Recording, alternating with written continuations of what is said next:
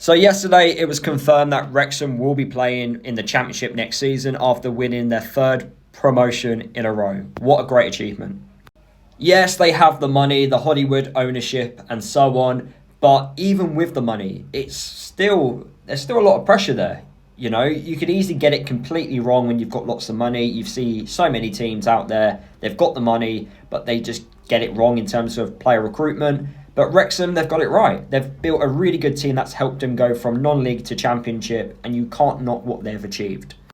I have a slight issue with it being called a fairy tale, though, because it's not a fairy tale. A fairy tale's doing this without money, you know.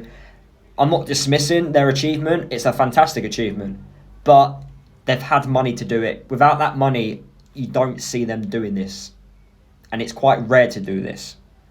Now, I am a Luton fan myself, and we went from non-league to the Premier League.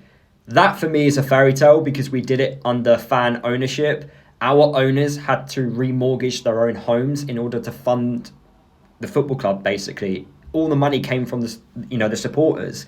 That is a fairy tale, not getting backed by multiple millions of pounds. And fair play to Wrexham. Look, I'm not dismissing what they've done. It's just a certain way of doing it.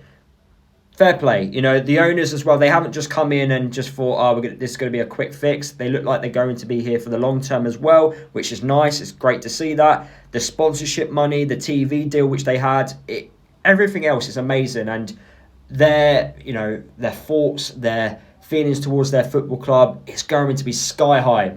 And I'm quite interested to see what they do next year in the Championship, how their player recruitment is going to be, because I do think some of their players are not quite at that step to play Championship. They're kind of past that stage now. They are top-end League One players. So it'd be interesting to see what they do in the Championship. But I wish we stopped calling this a fairy tale.